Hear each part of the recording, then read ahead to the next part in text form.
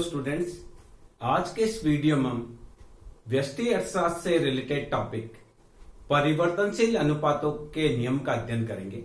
जैसा कि उत्पादन फलन का हमने जब अध्ययन किया था तब हमने ये जाना था कि एक परिवर्तित उत्पादन से एक उत्पादन के अन्य साधनों को स्थिर रखकर केवल एक ही साधन में परिवर्तन किया जाता है, तो उसका अध्ययन उत्पत्ति के नियम या परिवर्तनशील अनुपातों के नियम के अंतर्गत किया जाता है। यदि उत्पादन के अन्य साधनों को स्थिर रखकर केवल दो साधनों में परिवर्तन किया जाता है, तो उसका अध्ययन समोत्पाद वक्रों के माध्यम से किया जाता है। और दीर्घकाल में यदि उत्पादन के सभी साधनों में समान अनुपात में परिवर्तन किया जाता है, तो उसके फलस्वरूप उत्पादन की मात्रा में जो परिवर्तन होता है उसका अध्ययन पैमाने के प्रतिफलों के अंतर्गत किया जाता है। तो आज के इस वीडियो में हम ये देखेंगे कि अगर उत्पादन के अन्य सभी साधनों को स्थिर रखकर केवल एक ही साधन में परिवर्तन किया जाता है, तो उसके फलस्वरूप उत्पादन की मात्रा में जो परिवर्तन होता है उसका अध्ययन किस प्रकार से किया जाता है। हमने अपने पिछले वीडियो में कुल उत्पादन किसे कहा जाता है, औसत उत्पादन किसे कहा जाता है और सीमांत उत्पादन किसे कहा जाता है, इसके बारे में विस्तार से जानकारी प्राप्त की थी। तो उसी क्रम को हम आगे बढ़ाते हुए वही सवाल हम पहले देखें।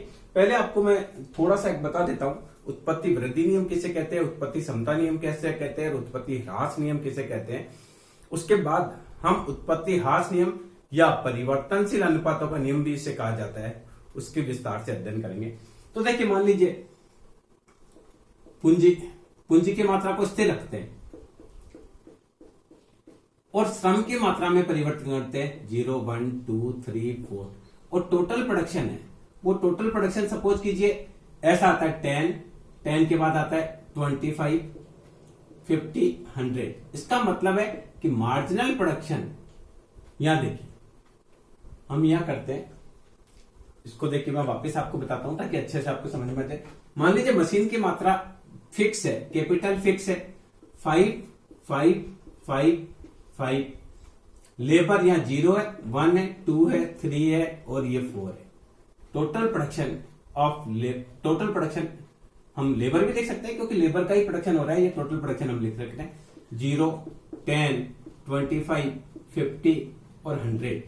अगर इस प्रकार से है तो यहां देखिए मार्जिनल प्रोडक्शन हम क्या देखेंगे, यहां देखेंगे 10 और यहां देखेंगे 15, यहां देखेंगे 50, 25, 50 और यहां देखिए एक और लेबर बढ़ेगी तो कुल उत्पादन बढ़ा 50।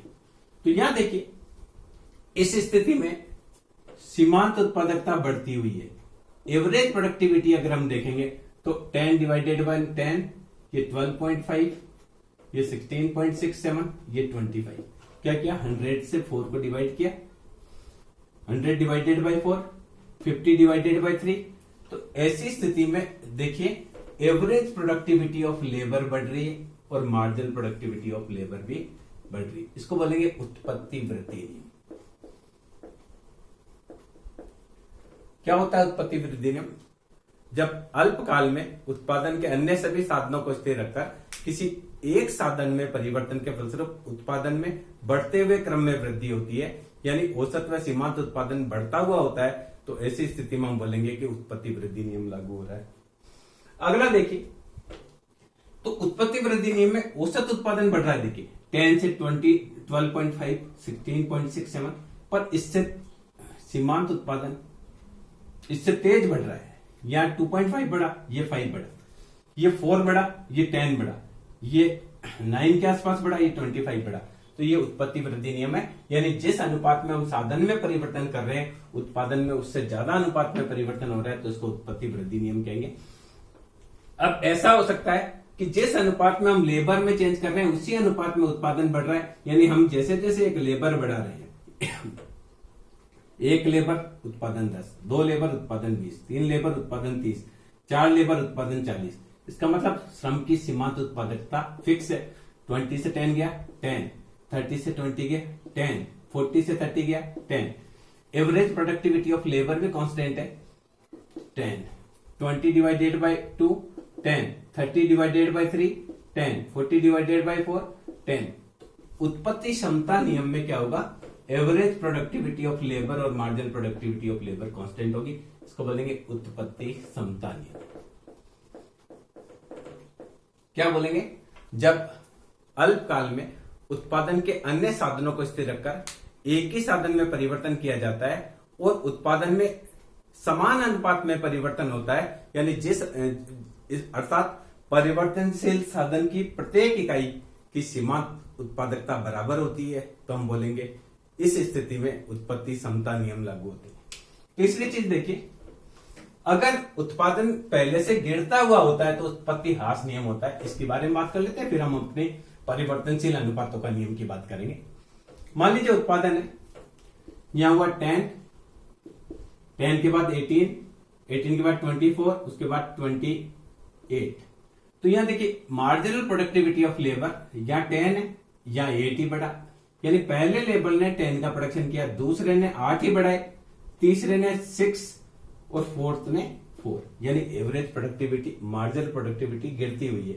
और एवरेज प्रोडक्टिविटी ऑफ लेबर निकालेंगे तो 10 में 1 से डिवाइड करेंगे 10, 18/2 9, 24/3 8 और 28/4 7। तो यहां देखिए एवरेज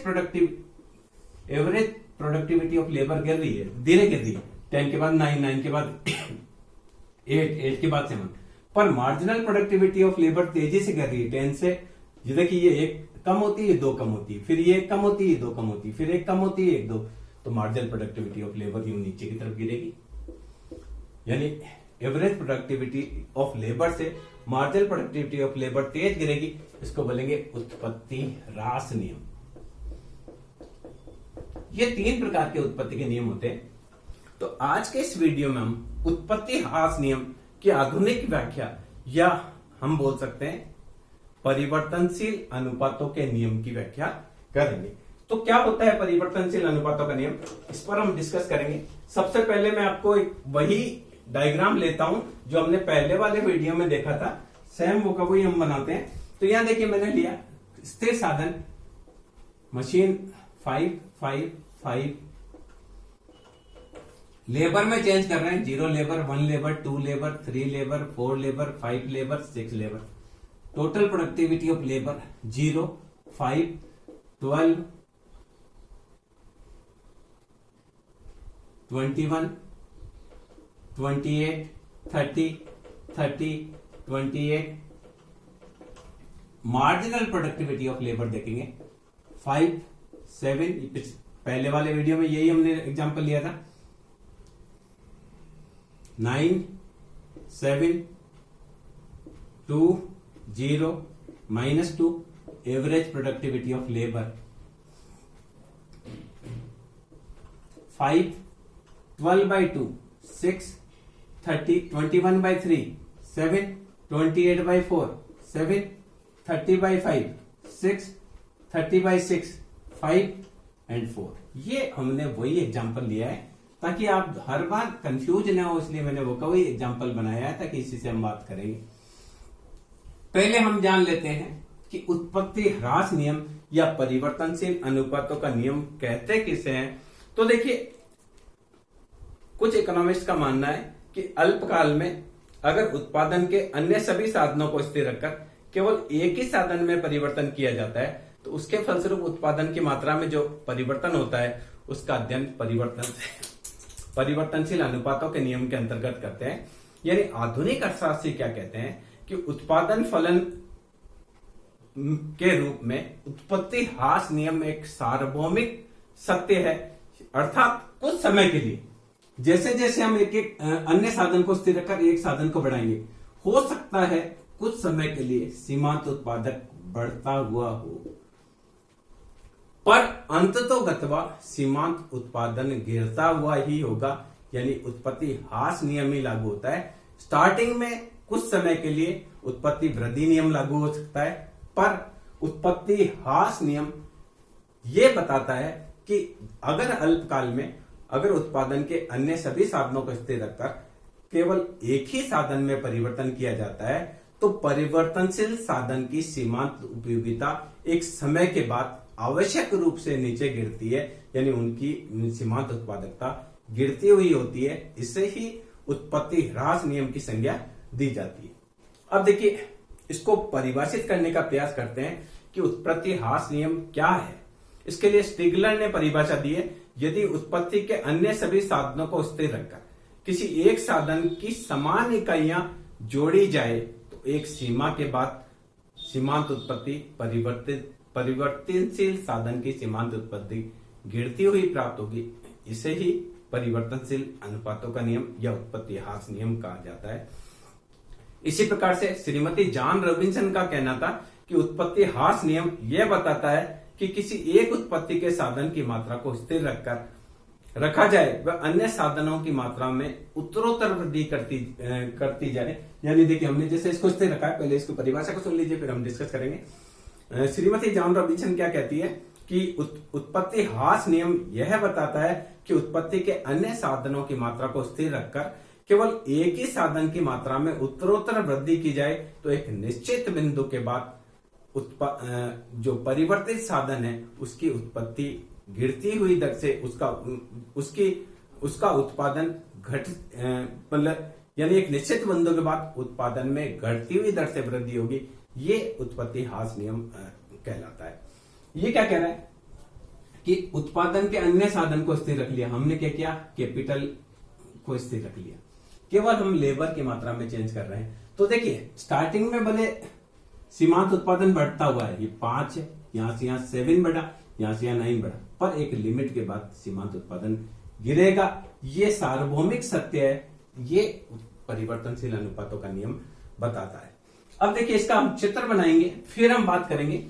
सामान्य रूप से इस चैप्टर से परीक्षा में जो प्रश्न पूछा जाता है वो ये पूछा जाता है कि एक उत्पादक उत्पादन की द्वितीय अवस्था में ही उत्पादन करना क्यों पसंद करता है, बतलाइए। या प्रश्न इस प्रकार से आता है कि परिवर्तनशील अनुपातों के नियम को समझाइए। कैसा भी आए, आपको यही करना है। तो देखिए, इसका चित्र बनाते हैं। ये हमने लिया, यह हमने साधन लिए, श्रम की मात्रा 1 2 3 4 5 6 और 7। श्रम 1 2 3 4 5 6 7। उत्पादन मैक्सिमम 30 तक लेना है, तो हमने लिया 5 10 फिर 5 10 फिर 5 फिर 10, ये 30 तक आ गया। 5 10 15 20 25 और 30 ये उत्पादन। इसमें टोटल प्रोडक्टिविटी ऑफ लेबर लेंगे, एवरेज प्रोडक्टिविटी ऑफ लेबर लेंगे, मार्जिनल प्रोडक्टिविटी ऑफ लेबर। सबसे पहले कुल उत्पादन को देखिए, 0 पर 0 है, फर्स्ट पे 5 है, तो हमने ये लेना है फर्स्ट पे 5। सेकंड पे 12 है, तो ये 10 और 2 12। फिर 21 है, थर्ड पे 21 है, तो ये 21। मैंने आपको पिछले वाला भी चित्र बनाया था, तो बताया था कि स्टार्टिंग में यूं आएगा, ये देखिए, अब ये यूं घूमेगा। ये इसका मतलब है श्रम की सीमांत उत्पादकता। इस प्रकार से आए ना तो श्रम की सीमांत उत्पादकता बढ़ रही है, और यूं आए तो श्रम की सीमांत उत्पादकता घट रही है। तो ये फर्स्ट हो गया। इसके बाद 28, तो देखिए फोर्थ पे हम लेंगे 28, लगभग यहां आएगा। फिफ्थ पे फिर 30, फिफ्थ पे थोड़ा ये और बढ़ेगा 30, सिक्स पे फिर 30, सेवंथ पे 28। तो ये देखिए, अब यहां से यहां तक ये यूं था, अब ये यूं जाएगा उल्टी साइड। ये टोटल प्रोडक्टिविटी ऑफ लेबर हमने बनाया। अब देखिए, मार्जिनल प्रोडक्टिविटी 5 के बाद 7, 5 से थोड़ा और 2 बढ़ा लेते हैं, 7 के बाद 9, तो ये 10 है, 10 से थोड़ा कम कर लेते हैं, ये 9 के बाद फिर 7 के बाद 2 के बाद 0 के बाद -2। तो ये मार्जिनल प्रोडक्टिविटी ऑफ लेबर यहां से यहां तक बढ़ा। फिर ये देखिए मार्जिनल प्रोडक्टिविटी ऑफ लेबर। अब देखिए इसी प्रकार से हम देखेंगे टोटल प्रोडक्टिविटी ऑफ लेबर को देखेंगे, एवरेज प्रोडक्टिविटी। पहले 5 के बाद ये 7 है, ये 6 है, 6 के बाद ये होता है 7 के बाद ये भी 7 के बाद ये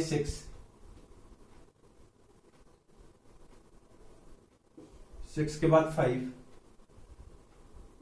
फिर 4, तो ये एवरेज प्रोडक्टिविटी ऑफ लेबर ऐसे जाएगा 7।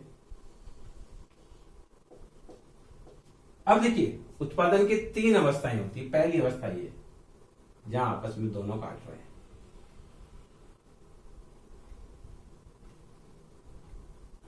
First, second, third, fourth.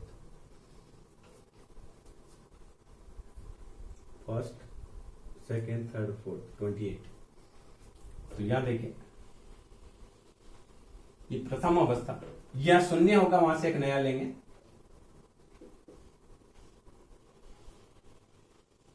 या टोटल प्रोडक्शन मैक्सिमम होगा।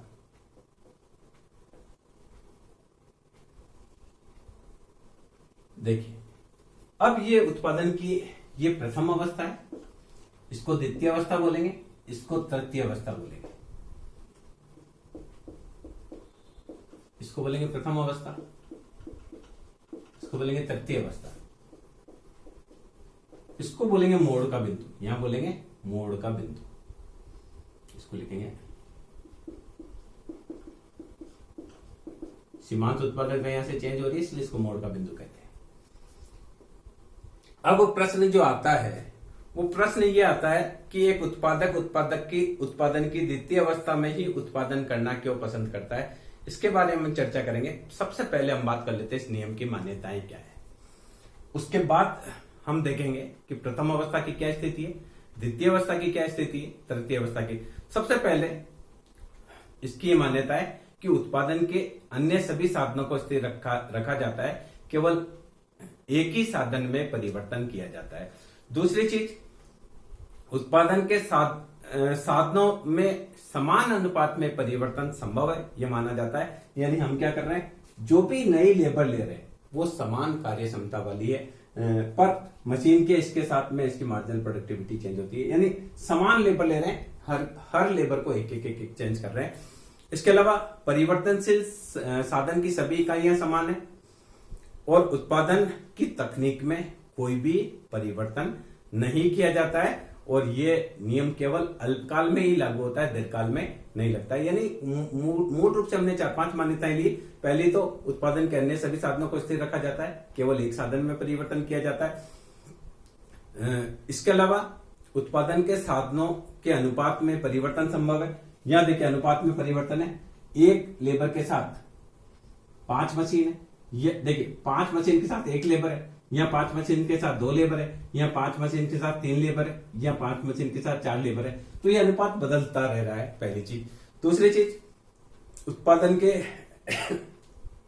उत्पादन के सभी साधन समान इकाई होता है, यानी हर मशीन बराबर कैपेसिटी वाली है, और इसी प्रकार से लेबर है। इसके अलावा उत्पादन की तकनीक में कोई भी परिवर्तन नहीं होता है, और ये जो सिद्धांत है वो अल्पकाल में है, क्योंकि अल्पकाल में हम कुछ साधनों को स्थिर रखते हैं, बाकी साधनों में परिवर्तन करते हैं। दीर्घकाल लंबी अवधि होती है, इस कारण दीर्घकाल में सभी साधनों में परिवर्तन किया जाना संभव है। अब बात यह आती है कि प्रथम अवस्था क्या है, फिर द्वितीय अवस्था की बात करेंगे, तृतीय। अब देखिए प्रथम अवस्था में क्या होता है, जैसे जैसे हम लेबर की मात्रा बढ़ाते हैं उत्पादन बढ़ता है। इसका मतलब है कि पहले फर्स्ट अवस्था में हमारे पास मशीन 5 थी, 5 मशीन के साथ हमने एक ही लेबर यूज करी, तो 4 मशीन जो थी, एक लेबर ने 1 मशीन को यूज किया, या 2 मशीन को उसने यूज कर लिया, तो बाकी 3 मशीनों में जो पूंजी का निवेश किया गया है उसका ब्याज का नुकसान हो रहा है। क्यों कि 5 मशीन आपने लगा रखी है, तो 5 मशीन पर जो पैसे का निवेश किया गया है, उस निवेश की वजह से उस पर ब्याज लग रहा है। और अगर मशीन 2 ही काम आती है, एक ही लेबर आपने लगाई और वो लेबर 2 ही मशीन को काम में लेता है, तो बाकी 3 मशीनों पर जो ब्याज लग रहा है वो फालतू लग रहा है, यानी आपको जितना लाभ होगा उसमें से वो ब्याज फालतू घट जाएगा। तो जो और लाभ आप ले सकते थे उस लाभ से आप क्या रहेंगे, वंचित रहेंगे। तो प्रथम अवस्था में क्या होता है, श्रम की सीमांत उत्पादकता तो पॉजिटिव होती है, पर मशीन की सीमांत उत्पादकता नेगेटिव होती है, क्योंकि मशीन पड़ी पड़ी ब्याज खाती है। तो ऐसी स्थिति में, इस स्थिति में क्या होता है कि अगर एक उत्पादक उत्पादन रोक लेता है, इस अवस्था को वर्धमान प्रतिफल की अवस्था कह सकते हैं, क्योंकि जैसे जैसे हम श्रमिक बढ़ा रहे, उत्पादन सीमांत उत्पादन बढ़ते हुए क्रम में बढ़ रहा है। श्रमिक 1 था, सीमांत उत्पादन 5 था, श्रमिक को 1 और बढ़ाया, सीमांत उत्पादन 7 हो गया, श्रमिक को 1 और बढ़ाया, सीमांत उत्पादन 9 हो गया। यानी इस अवस्था में यदि उत्पादक परिवर्तनशील साधन की मात्रा को बढ़ाता है तो उसको उत्पादन बढ़ता हुआ मिलता है। तो यहां हम कह सकते हैं कि O से लेकर M तक उत्पादन में वृद्धि हो रही है। तो ऐसी स्थिति में एक उत्पादक प्रथम अवस्था में उत्पादन करना पसंद नहीं करता है। क्यों नहीं करता है? क्योंकि अगर वो और लेबर को बढ़ाएगा तो और उत्पादन बढ़ेगा और उसका लाभ और बढ़ेगा। तो एक उत्पादक हमेशा यही चाहेगा कि मैंने जितनी फैक्ट्री लगाई है उसकी जितनी क्षमता है उस पूरी क्षमता को प्रयोग में लिया जाए। अब देखिए, तृतीय अवस्था की बात कर लेते हैं, फिर द्वितीय अवस्था की बात करेंगे। एक लिमिट से ज्यादा लेबर लगाई जाएगी तो क्या होगा, कुछ लेबर ऐसी होगी जिनको काम करने के लिए मशीन नहीं मिलेगी, तो उन पर जो पैसा खर्चा गया है वो क्या जाएगा, फालतू जाएगा। तो तृतीय अवस्था में आप देखेंगे कि ये थर्ड स्टेज है। थर्ड स्टेज यहां से स्टार्ट होती है, इस जगह से स्टार्ट होती है। तो थर्ड स्टेज में क्या होता है, देखिए मशीन तो 5 ही है, 6ठे श्रमिक को लगाया, उत्पादन कोई फायदा नहीं हुआ। पहले भी उत्पादन 30 था, अभी भी 30 है, यानी 6ठे श्रमिक को लगाने से न तो उत्पादन बढ़ा न घटा। और 7वें श्रमिक को लगाने से उत्पादन बढ़ने के स्थान पर क्या हो गया, कम हो गया। इसका मतलब यहां पर श्रम की सीमांत उत्पादकता नेगेटिव है। तो यहां क्या है, थर्ड अवस्था में पूंजी को तो पूरी तरह से प्रयोग में लिया जाता है, मशीन ओवर क्राउडेड होती है, तो मशीन की सीमांत उत्पादकता तो धनात्मक होती है, पर पूंजी की सीमांत उत्पादकता नकारात्मक होती है, नेगेटिव होती है। इस कारण से एक उत्पादक को विवेकशील नहीं कहेंगे कि वो ज्यादा श्रमिक लगाएगा तो मजदूरी भी ज्यादा देनी पड़ेगी और उत्पादन पहले की तुलना में कम हो रहा है। अगर एक उत्पादक इस अवस्था में उत्पादन करता है तो ये ऋणात्मक प्रतिफल की अवस्था है। इस अवस्था में अगर वो उत्पादन करता है तो उसको फायदे की जगह क्या होता है, नुकसान होता है। अब एक उत्पादक हमेशा द्वितीय अवस्था में उत्पादन करना चाहता है, क्योंकि द्वितीय अवस्था में आप देखिए कि यहां से देखिए लेबर 3 से 4 करी, सीमांत उत्पादन 7 बढ़ा, 4 से 5 करी, उत्पादन 2 बढ़ा। तो यहां क्या है, इस अवस्था में श्रम की सीमांत पॉजिटिव है। 5 के बाद 7, 7 के बाद 9, 9 के बाद फिर 7, 7 के बाद 2, यानी सीमांत उत्पादकता यहाँ क्या है, श्रम की सीमांत उत्पादकता धनात्मक है। और साथ में पूंजी का भी पूरा प्रयोग हो रहा है। ज्यादा श्रमिक काम पे रखे गए तो उन ज्यादा श्रमिकों के रखने की वजह से श्रमिकों की मशीन का पूर्ण क्षमता से प्रयोग मशीन को लिया जा रहा है। तो यहां सीमांत उत्पादकता मशीन की भी पॉजिटिव है। तो द्वितीय अवस्था ही एक उत्पादन की ऐसी अवस्था है जहां श्रम की सीमांत उत्पादकता भी धनात्मक होती है और पूंजी की सीमांत उत्पादकता भी धनात्मक होती है। इस कारण से एक उत्पादक हमेशा उत्पादन की द्वितीय अवस्था में ही उत्पादन करना पसंद करता है, क्योंकि यही एक ऐसी अवस्था होती है जिसमें उसको अधिकतम लाभ की प्राप्ति होती है और किसी अवस्था में उसको अधिकतम लाभ की प्राप्ति नहीं होती है, क्योंकि द्वितीय अवस्था में उसको स्थिर साधनों का पूरा बेनिफिट मिलता है, यानी मशीन उसकी पूरी क्षमता के साथ काम आती है और श्रम जो है वो पूरी क्षमता के साथ काम करता है, क्योंकि जितनी श्रमिक होते हैं उतनी ही मशीन होती है। और इस अवस्था में औसत उत्पादन जो होता है वो उसका अधिकतम होता है, जो कि एक उत्पादक चाहता है कि अधिकतम लाभ प्राप्त करने के लिए वो औसत उत्पादन को हमेशा अधिकतम करना चाहता है। इसलिए एक विवेकपूर्ण उत्पादक उसे ही कहा जाएगा जो हमेशा उत्पादन की द्वितीय अवस्था में ही उत्पादन करता है। यदि एक उत्पादक उत्पादन की प्रथम अवस्था में उत्पादन करता है तो प्रथम अवस्था में श्रम की सीमांत उत्पादकता तो धनात्मक होती है, पर पूंजी की सीमांत उत्पादकता ऋणात्मक होती है। इसका मतलब वो और जो लाभ कमा सकता था उस लाभ से एक उत्पादक उससे वंचित रहता है। इसलिए एक विवेकशील उत्पादक के लिए हम ये नहीं कहेंगे कि कभी भी वह उत्पादन की प्रथम अवस्था में उत्पादन करेगा। इसी प्रकार से तृतीय अवस्था की बात करते हैं तो तृतीय अवस्था में वो श्रमिक ज्यादा बढ़ाता है, 6 और 7 श्रमिक लगाता है, पर उत्पादन या तो स्थिर रहता है या घटता है, जबकि उसको ज्यादा श्रमिक लगाने की वजह से मजदूरी ज्यादा देनी पड़ती है। तो इस अवस्था को भी एक विवेकशील उत्पादक के लिए अच्छी नहीं मानेंगे कि वह ज्यादा श्रमिक लगाएगा और उत्पादन कम प्राप्त होगा। यही कारण है कि द्वितीय अवस्था ही एक ऐसी अवस्था होती है जिसमें एक उत्पादक हमेशा उत्पादन करना पसंद करता है, क्योंकि इस अवस्था में श्रम की सीमांत उत्पादकता भी धनात्मक होती है और पूंजी की सीमांत उत्पादकता भी ऋणात्मक होती है। इसलिए इसको अधिकतम प्रतिफल की अवस्था भी कह सकते हैं। और हमेशा एक विवेकशील उत्पादक से ये अपेक्षा की जाती है कि वो हमेशा द्वितीय अवस्था में ही उत्पादन करना पसंद करेगा। अब बात करते हैं कि इस नियम के महत्व की। ये नियम एक सार्वभौमिक नियम है और अर्थव्यवस्था के प्रत्येक क्षेत्र में लागू होता है। और जिस प्रकार से गुरुत्वाकर्षण का नियम है कि कोई भी वस्तु को ऊपर फेंकेंगे तो नीचे गिरेगी, उसी प्रकार से इकोनॉमिस्ट का ये मानना है कि कुछ समय के लिए हो सकता है इस नियम को टाला जा सकता है। आपने नई तकनीक का विकास किया तो कुछ समय के लिए इस नियम को टाला जा सकता है, पर एक सार्वभौमिकता यह है कि एक निश्चित बिंदु के बाद जैसे जैसे उत्पादन के अन्य साधन को स्थिर रखकर हम एक साधन की मात्रा में परिवर्तन करेंगे तो एक निश्चित बिंदु के बाद परिवर्तनशील साधन की सीमांत उत्पादकता आवश्यक रूप से घटेगी ही घटेगी। वर्तमान में एक उत्पादक के द्वारा कितना मुझे उत्पादन करना है, क्या मुझे रेट रखनी है, उसके लिए हमेशा परिवर्तनशील अनुपातों का नियम प्रयोग में लिया जाता है।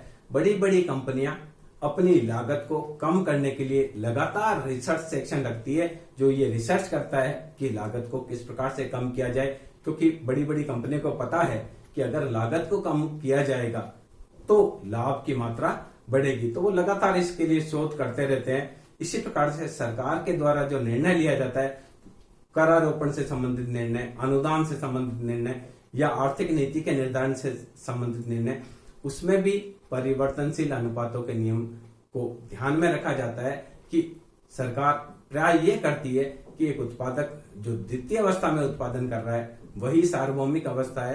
अगर कोई तृतीय अवस्था में उत्पादन करता है तो सरकार उस पर ज्यादा टैक्स लेने की कोशिश करती है। अर्थात ये हम कह सकते हैं कि ये जो नियम है वह अर्थव्यवस्था में बहुत ही महत्वपूर्ण भूमिका अदा करता है। वर्तमान में लगभग जितने भी व्यष्टि अर्थशास्त्र से संबंधित पेपर होते हैं उसमें किसी न किसी रूप में ये परिवर्तनशील अनुपातों के नियम से कोई न कोई प्रश्न आवश्यक रूप से पूछा जाता है जो ये बताता है कि वास्तव में ये बहुत इंपॉर्टेंट है। तो इस टॉपिक के अंदर हमने सबसे पहली चीज देखी कि उत्पादन किसे कहा जाता है। किसी वस्तु में उपयोगिता का सृजन करना ही उत्पादन कहलाता है। उसके बाद हमने उत्पादन के साधनों की बात करी कि उत्पादन के साधन 5 है: भूमि, पूंजी, श्रम, प्रबंध और सांस। भूमि को लगान दिया जाता है, पूंजी को ब्याज दिया जाता है, श्रम को मजदूरी दी जाती है, प्रबंधक को वेतन दिया जाता है और साहसी को लाभ के रूप में प्राप्ति होती है। इसके बाद हमने श्रम की विभिन्न विशेषताओं की बात करी, पूंजी की विशेषताओं की बात करी, उसके बाद श्रम प्रबंध और क्या होता है उसके बारे में बात करी।